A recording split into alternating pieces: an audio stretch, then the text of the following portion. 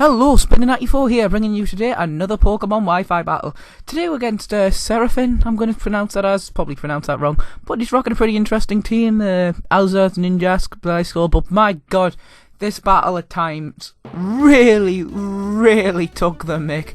So anyway, he's going to lead off with his Elsa, or however it's pronounced, and I'm going to lead off with Dim. So unknown to him, I do have the matchup and I go straight to the knockoff, but he is Focus Sashed, which I kind of sort of predicted, but I just wanted to get damage on this thing. I didn't mind using Heracross. As he goes for the Taunt, obviously expecting me to switch out into my special defense wall.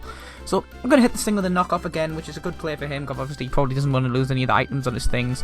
So at least I've got rid of that huge potential sweeper and annoyance. So he does go into his Gliscor here, which is probably one of my least favourite Pokemon in verse, but I suppose it's quite fun to use. So I'll go into Mega Man here, as he does go for the knockoff here, so I got the good predict there.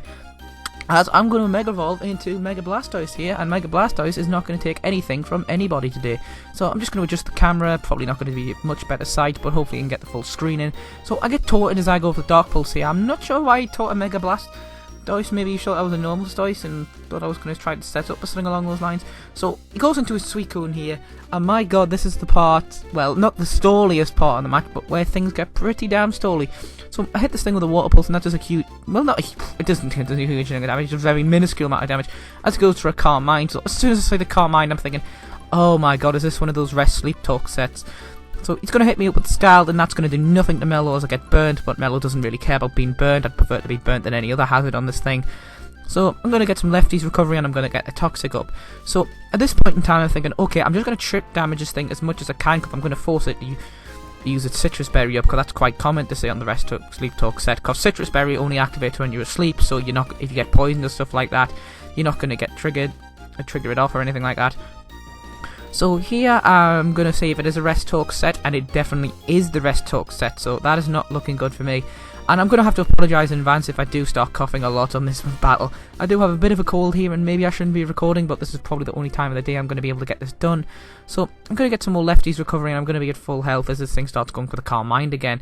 So I'm wanting to get the Toxic on this thing again, just to try and start rattling up more damage.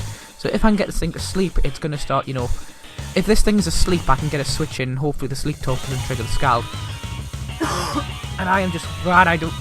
I'm not glad, I'm really wishing I had a Water Red Pokemon, but I'm glad I do have something to counteract this thing here.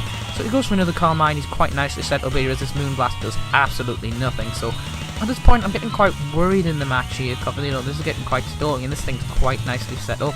But at least the Toxic's going to force it to go to sleep sometime. So he's on about his 5th or 6th Calm Mind here, and I'm starting to panic a bit, because all I can do is try to Moonblast this thing. Then I do get the special attack drop, which is good for me, because that's exactly what I was needing at this point in time. So he's at about half health, and I predict, okay, this is where he's going to start going for the rest here, so I'm going to switch into my own setup. So that's his Strike, my setup Espeon, which I recently got a sweep with, which is pretty damn awesome. So anyway, he's going to go to sleep, and he's going to be stressed for 2 turns. That's going to give me time to start setting up Calm Minds as we speed this battle up here. So I get those nice Calm Minds, I get those nice boosts, just what I need. As he goes to Sleep Talk and hit me with a Scald and does less than half as I go for Psyshock here. And he does wake up, and instead of finishing me off, goes for another Calm Mind. So he withdraws the Suicune here and goes into his Umbreon here, and he makes the good player of going for the into the Umbreon here, as I hit this thing with Dazzling Gleam, as he tries to mean look me. So that's not good for him, so I'm just going to finish this thing off. So definitely he did not predict the Magic Bounce there, as I was able to get rid of that Espeon, thankfully. Thank God for that. That thing would have been quite annoying. So I hit this Gliscor with a Shadow Ball here, and I'm like, yep, you are not going to be able to outspeed this thing.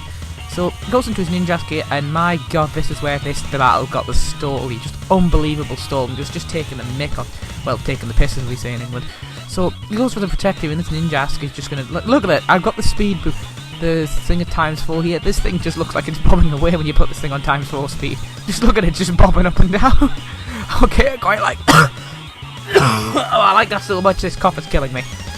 So he's just going to continue throwing Pokemon pushes at me, as he's just trying to, I know what he's trying to do. He's trying to store my PP for my Psyshock, but I need to try and, you know, get this thing whittled down. I didn't know that at the time, but I realise that now. He's trying to whittle me the PP for the bloody Psyshock down. So I should have stick to using Dazzling Gleam and stuff like that, but I couldn't even afford another Calm Mind, because as soon as he got that, what do you call it? Once he's got that bloody plushy thing set up, Substitute, there we go, I can talk English today, my team would have been wrecked. So he's just going to continue bobbing up and down. All I can do is just keep putting pressure on this thing. So now finally he goes for the final Protect, and he's fortunately able to get another substitute up, as now since this is the last substitute he can throw up, he's got very minuscule health now. He goes for the protect again, and I knew he wouldn't have. Then this is where this battle gets quite poetic in my opinion. He goes for the baton pass, so he's going to go into the Suicune here because he wants to use all that speed boost up to get that. But fortunately for me, I predict that and go straight for the Psyshock here. But unfortunately I realised at the time the Psyshock wouldn't have been enough to kill. So it hits, and it does kill cover the critical hit. My god, that's poetic. After all that stall, I finally am able to get this thing killed off with a critical hit. So he goes into the Ninjask here, he's going to protect, and he's going to try to speed. He's going to pass that speed boost into the Gengar here. And basically, I think he was predicting me to go for a Dazzling Gleam or something like that, because I was switching in between. But no, I know what his team is. Nothing on his team would like a Shadow Ball. So I'm going to hit this thing up with a Shadow Ball and finish off his last chance for him to win this game. So goodbye, Ectoplasm. So now, unfortunately, all he can really do now is troll me with this Ninjask here, and he just set up the sword stance. So if you're going to run a Ninjask, I always recommend running X-Scissor on it, just for one attacking move. If you had that X-Scissor here, he could have got rid of the Espeon, and he probably could have won the game.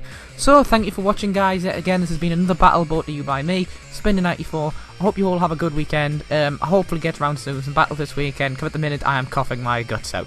Thank you very much, and thanks for watching the battle.